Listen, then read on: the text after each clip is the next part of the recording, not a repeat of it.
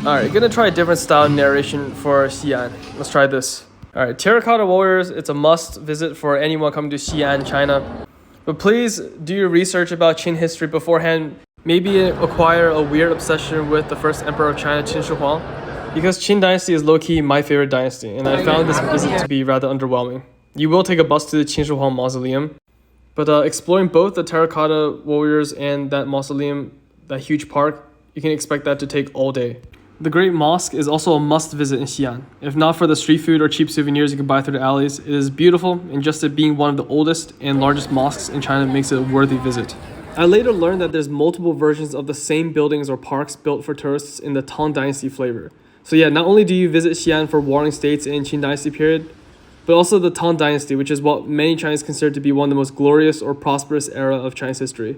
So it makes sense why there's so many of the same Tang Dynasty throwback cities in Luoyang, and even Sichuan, which I'll cover in later videos. By the way, attached to the Tang Dynasty Park is a big show called The Song of Everlasting Sorrow. And I didn't get to see it because it seemed expensive. I didn't feel like paying for a ticket. But they have a similar setup just like the Tang Dynasty Park in Luoyang, with also a big show attached to their Tang Dynasty Park. You also absolutely must visit Chengqiang, the Grand Wall.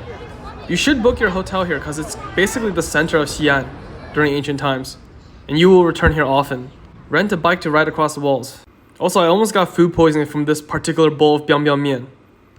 The bell tower you might also pass multiple times, and it's better viewed at night. I forgot to mention, when you're in Muslim Street or Muslim Quarter, there is Gao's Grand Courtyard that you can buy tickets to visit.